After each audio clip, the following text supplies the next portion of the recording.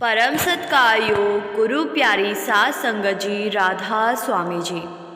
सात संगत जी, बाबा जी के लिए एक एक सेवादार बहुत महत्वपूर्ण है जी। बहुत सारी संगत शायद सोचती होगी कि बाबा जी को शायद हमारी कोई परवाह नहीं, क्योंकि हम तो मामूली से सेवादार हैं। लेकिन संगत जी, ऐसा बिल्कुल नहीं है जी।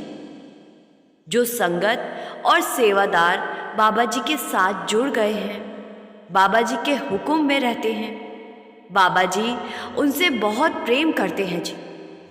बाबा जी की नज़र में कोई छोटा बड़ा नहीं है जी। इस वीडियो का टाइटल देखकर आपको थोड़ी हैरानी हो रही होगी कि बाबा जी के ड्राइवर साहब उनसे किस लिए रूठ गए, और फिर बाबा जी ने अपने रूठे हुए ड्राइवर साहब को कैसे मनाया। सात संगत जी, वीडियो शुरू करने से पहले एक छोटी सी बेनती है जी। वीडियो सुन लेने के बाद कमेंट में राधा स्वामी ज़रूर लिखिए जी, पढ़कर अच्छा लगता है। सात संगत जी, एक बार बाबा जी के एक ड्राइवर साहब की रिश्तेदारी में उनका कज़न भाई उनके घर आया। वो एक सत्संगी नहीं था, लेकिन वो ये जानता था कि ड्राइवर साहब बाबा जी के बहुत करीब रहते हैं। तो एक बार जब वो ड्राइवर साहब के घर आया तो उसने ड्राइवर साहब को कहा कि वो भी उसके साथ डेरे जाना चाहता है और डेरा घूमना चाहता है।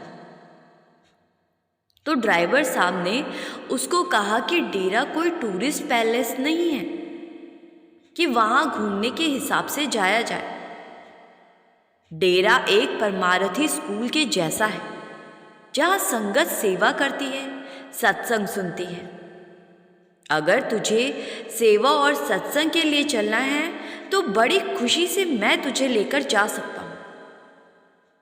हमारे बाबा जी सेवादारों और संगत से बहुत प्रेम करते हैं, और अगर तूने वहाँ थोड़ी सी भी सेवा की तो बाबा जी की अपार कृपा तुझ पर हमेशा बनी रहेगी, क्योंकि बाबा जी अपने सेवादारों द्वारा की जाने वाली सेवा का फल हर हाल में और किसी न किसी रूप में देते हैं। तो ड्राइवर साहब का कज़न मन में सोचने लगा कि डेरे जाकर थोड़ी बहुत सेवा भी कर लूँगा और सत्संग भी सुन लूँगा और बाकी का टाइम डेरे के में घूम लूँगा। तो उसने ड्राइवर साहब को कह दिया कि वो वहाँ सेवा करेगा। फिर एक दिन ड्राइवर साहब अपने कज़न को लेकर डेरे में पहुँच गए जी, और वहाँ सेक्रेटरी साहब से कहकर कज़न को सेवा पर लगा दिया। इनका कज़न वहाँ सिर्फ डेरा घूमने के उद्देश्य से गया था।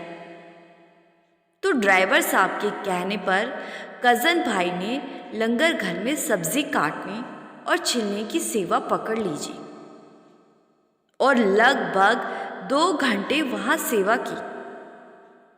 और उसके बाद कज़न भाई अकेला ही डेरे को घूमने में निकल पड़ा।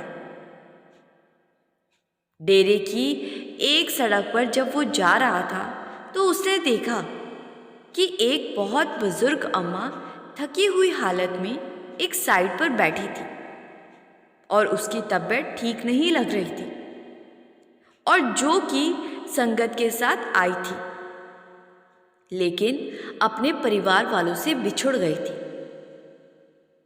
तो जब कज़न भाई की उस पर नज़र पड़ी तो वो इंसानियत के नाते दौड़कर अम्मा के पास गया। जब उसने देखा कि अम्मा थकी हुई लग रही है तो कज़न भाई अम्मा के लिए पानी लेकर आया, और फिर अम्मा बोलने की हालत में आई। अम्मा ने बताया कि वो पिछले 2 घंटे से अपने परिवार को ढूंढ रही है, लेकिन संगत की भीड़ बहुत ज़्यादा है, इसीलिए वो अपने परिवार तक पहुंच नहीं पा रही।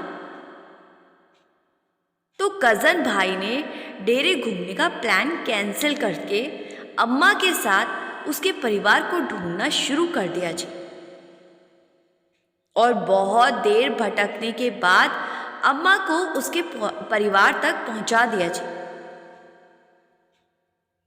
जब अम्मा अपने परिवार वालों से मिल गई तो अम्मा ने कज़न भाई के सर पर हाथ रखते हुए आशीर्वाद दिया और कहा कि बेटा, बाबा जी की कृपा तुझ पर जिंदगी भर और जिंदगी के बाद भी हमेशा बनी रहे। इसके बाद कज़न भाई फिर से डेरे को घूमने के लिए चल पड़ा और दूसरे दिन फिर से कज़न भाई ने लंगर घर में सेवा की और 2 दिन के बाद ड्राइवर साहब को बोलकर वो वहां से वापस अपने घर लौट आया। फिर कुछ दिन के बाद एक बार ड्राइवर साहब घर गए तो जब कज़न को पता लगा तो वो उसी समय ड्राइवर साहब से मिलने के लिए पहुंच गए। वो कहने लगा कि मुझे आपसे बहुत ज़रूरी बात करनी है और मैं पिछले कई दिनों से आपसे मिलना चाहता था, लेकिन आप डेरे में थे तो मैं आपसे मिल नहीं पाया। ड्राइवर साहब कहने लगे कि ऐसी कौन सी ज़रूरी बात है? तो कज़न भाई कहने लगा कि जिस दिन मैं डेरे से वापस लौटा था तो एक दिन मैं पाठ कर रहा था, ईश्वर की याद में बैठा हुआ मेडिटेशन कर रहा था और अपने ध्यान को लगाने की कोशिश कर रहा था। कुछ देर के बाद मेरे ध्यान में आपके डेरे वाले बाबा जी आ गए और उनको देखकर मैं हैरान हो गया और वो कहने लगे कि बेटा, तू मेरी रूह है और तेरे आखिरी समय में मैं ही तुझे लेने आऊँगा। इतना कहकर वो चले गए और जब भी मेडिटेशन करता हूँ तो तुम्हारे बाबा जी मेरे ध्यान में आ जाते हैं। मुझे समझ ही नहीं आ रहा कि ऐसा क्यों हो रहा है। मैं तो डेरे पहली बार गया था और तुम्हारे कहने पर वहाँ मैंने सेवा कर दी थी और 2 दिन के बाद मैं वापस लौट आया था। अब अपनी कज़न की ये बात ड्राइवर साहब ने सुन तो ली, लेकिन उन्हें बड़ा अजीब लगा और वो उस पूरी रात सो नहीं पाए और जब दोबारा से डेरे में अपनी ड्यूटी पर गए तो इस बार ड्राइवर साहब के हाव भाव बदले हुए थे। पहले बाबा जी से खुशी से बात करने वाले ड्राइवर साहब अब बाबा जी से नाराज हो गए थे। बाबा जी जो कुछ भी पूछते, ड्राइवर साहब सिर्फ उतना ही जवाब देते जितना जरूरी हो। अगले ही दिन बाबा जी ने ड्राइवर साहब को डेरे में किसी जगह पर जाने को कहा तो ड्राइवर साहब ने बाबा जी को गाड़ी में बिठाया और चुपचाप गाड़ी चलाने लगे। बाबा जी समझ तो चुके थे कि जरूर कोई बात है, तो बाबा जी ने पूछा कि क्या हुआ, क्यों रूठा हुआ है? तो ड्राइवर साहब ने कोई जवाब ना दिया। बाबा जी ने फिर से पूछा, भाई क्या गलती हो गई मुझसे जो मुझसे नाराज होकर बैठा है? ड्राइवर साहब कहने लगे कि बाबा जी, मैं आपका सेवादार हूं। मैं डेरे में सालों से सेवा कर रहा हूं और आप साथ ले जाने का वादा उसको कराए जो मेरी वजह से पहली बार डेरे आया था। मुझे तो आपने कभी ऐसा नहीं कहा। बाबा जी तो जानी जान थे। बाबा जी समझ गए कि ये किसकी बात कर रहा है। बाबा जी कहने लगे कि बेटा, तूने ही तो उसको कहा था कि बाबा जी अपने सेवादारों का कर्ज नहीं रखते। मैंने तो तेरे वचनों का ही मान रखा है। और फिर उसने एक कमाई वाली अम्मा की सेवा भी की और उस अम्मा ने भी वचन भर दिए कि बाबा जी की कृपा जिंदगी के बाद भी तुझ पर बनी रहे। मैं तो तुम दोनों के वचनों का मान रख रहा हूं। मैंने अपनी तरफ से कुछ नहीं किया।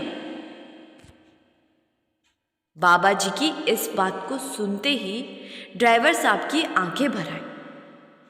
ड्राइवर साहब ने अपनी गलती के लिए बाबा जी से क्षमा मांगी। फिर आगे बाबा जी ने ड्राइवर साहब को समझाया कि बेटा, जब मालिक तेरे कज़न की संभाल कर सकता है, जिसने 2 दिन सेवा की, तो क्या तेरी संभाल नहीं करेगा? ड्राइवर साहब को बाबा जी की बात समझ आ गई जी। साध संगत जी, जो रूहें मालिक से खुद को जोड़ चुकी है, जिनका भजन सिमरन बहुत ज़्यादा है, उनके मुख से निकले वचनों को बाबा जी हर हाल में पूरा करते हैं जी। जैसा कि आपने सुना कि कमाई वाली अम्मा और ड्राइवर साहब के मुख से कज़न भाई के लिए आशीर्वाद निकला और बाबा जी ने उन वचनों को पूरा किया। लेकिन साध संगत जी, इस संसार में सभी रूहें इस कमाई वाली अम्मा और ड्राइवर साहब जैसी नहीं होती जी। कुछ रूहें बहुत ज़्यादा कमाई करने के बाद अपनी सारी कमाई को एक पल में मिट्टी में मिला लेती है जी। मैं आपको ऐसे ही एक पति पत्नी के बारे में बताती हूँ जी, जिनकी नाम की कमाई इतनी ज़्यादा थी कि हमारे बस की बात नहीं उतना हासिल कर पाना।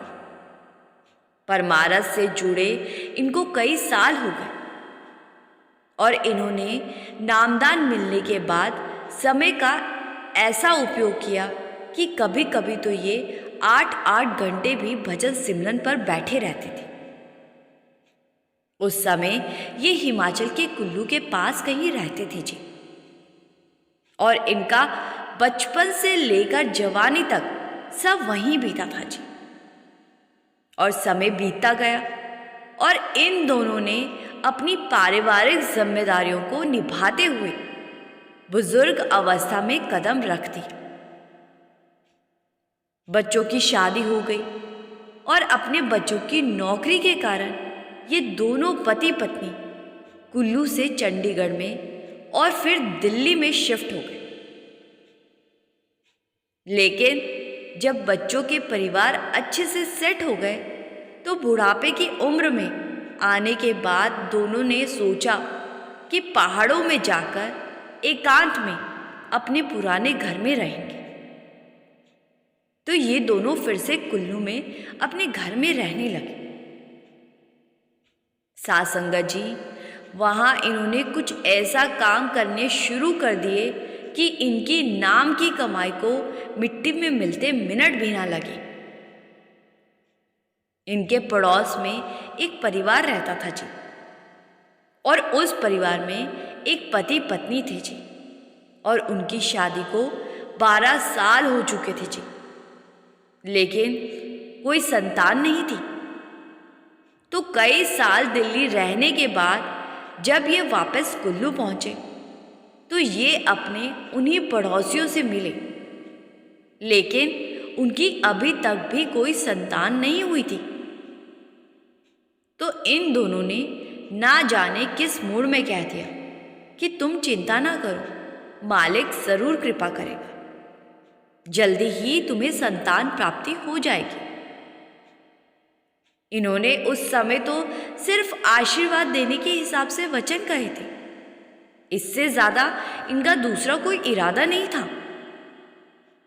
लेकिन इनके भरे वचन कहे या इत्तेफाक कहें, इनके पड़ोसी के घर 1 साल बाद संतान हो गई और इनके पड़ोसी अपनी संतान होने का सारा क्रेडिट इन्हीं बुजुर्ग पति पत्नी को देने लगे जी। पड़ोसी बहुत सारे गिफ्ट और मिठाई लेकर इनके घर आ गए और ऐसे ही कुछ समय और बीता। एक बार पड़ोसियों के रिश्तेदार को जब पता चला कि बुजुर्ग पति पत्नी के कारण इनकी 13 साल के बाद संतान हुई है, तो वो भी कहने लगे कि हम भी उनसे मिलना चाहते हैं। तो बुजुर्ग पति पत्नी से पूछकर पड़ोसी ने अपने उन रिश्तेदारों को मिलने के लिए बुला लिया। बुजुर्ग पति पत्नी ने उनके लिए भी आशीर्वाद बोल दिया और मालिक की ऐसी कृपा हुई कि उनके घर पे संतान हो गई। रिश्तेदार बहुत अमीर थे, तो वो बुजुर्ग पति पत्नी के लिए 2 सोने की अंगूठियां तोहफे में लेकर आ गए, जिसको बुजुर्ग पति पत्नी ने स्वीकार भी कर लिया। और पहाड़ों में ये बात फैल गई कि कुल्लू में एक बुजुर्ग पति पत्नी रहते हैं और वो लोगों के बिगड़े कामों को बना देते हैं जी। साथ संगत जी, जो संगत पहाड़ों में रहती है वो ये जानती होगी कि पहाड़ों में इन सब बातों का बहुत चलन होता है। वहां के लोग इन बातों में बहुत विश्वास करते हैं। तो जब आसपास ये बात फैली तो बुजुर्ग पति पत्नी के घर लोगों की भीड़ लगने लगी। ये दोनों लोगों को आशीर्वाद देते और बदले में लोग इन्हें गिफ्ट या पैसे देते, और जिन लोगों के काम बन जाते वो इन्हें बहुत कुछ देने लगे। बड़े बड़े अमीर लोग इनके पास आने लगे। जिस उम्र में अक्सर लोग बाकी का बचा समय मालिक की याद में लगाते हैं, उस उम्र में ये दोनों पति पत्नी बहुत सारा पैसा जोड़ने में लगे हुए, जबकि मालिक का दिया इनके पास पहले से ही सब कुछ था। लेकिन अब ये नाम सिमरन को भूले बैठे थे जी, और दूसरी ही राह पर चल पड़े थे। इनके सेंटर में एक बहुत कमाई वाली बुजुर्ग अम्मा थी जी। वो इनको शुरू से ही समझा रही थी कि ऐसा ना करें। ऐसा करके वो अपनी कमाई को खत्म कर रहे हैं। लेकिन इन्होंने बुजुर्ग अम्मा की बात को समझा ही नहीं और पैसे का खेल खेलते रहे। लगभग 2 साल तक ये खेल चला और इन 2 सालों में इन्होंने ये सब करके बहुत सारे पैसे इकट्ठे कर लिए जी। और इन 2 सालों में एक बार भी ये दोनों भजन सिमरन पर नहीं बैठे थे जी। और एक दिन ऐसा आया कि दोनों को कैंसर हो गया। अब जितना भी कमाया हुआ धन था वो सब इनकी बीमारी में लगने लगा, और अब ये जो भी वचन लोगों के लिए भरते वो पूरे होने भी बंद हो गए, क्योंकि मालिक से दूर हुए इन्हें 2 साल हो गए थे और अब मालिक का इनसे रिश्ता टूट चुका था। भजन सिमरन पर बैठते तो इनकी सूरत ऊपर ही ना चढ़ती, ध्यान एकाग्र ही ना हो पाता। इधर कैंसर जैसी बीमारी की टेंशन अलग से हो रही थी।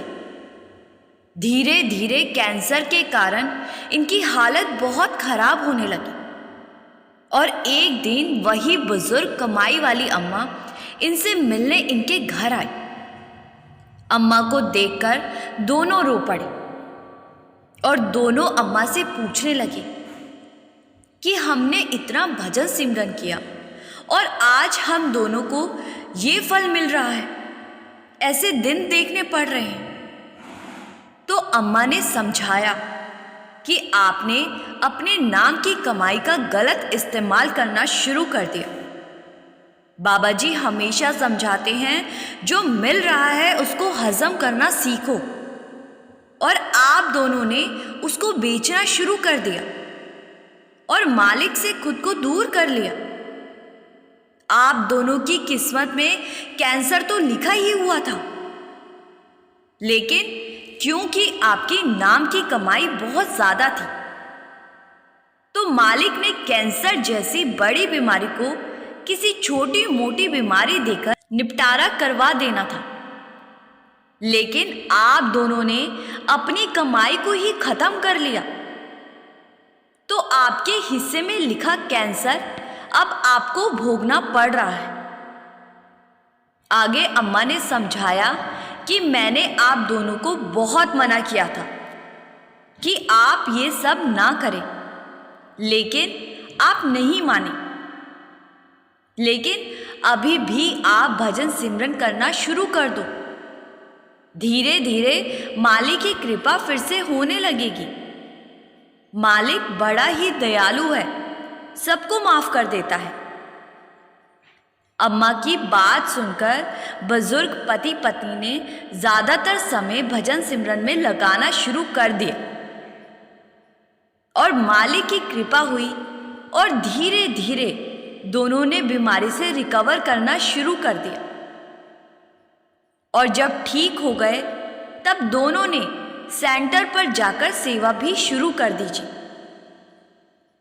साथ संगत जी, किसी को आशीर्वाद देना कोई गलत बात नहीं है जी, लेकिन आशीर्वाद को बेचना सबसे गलत बात है जी।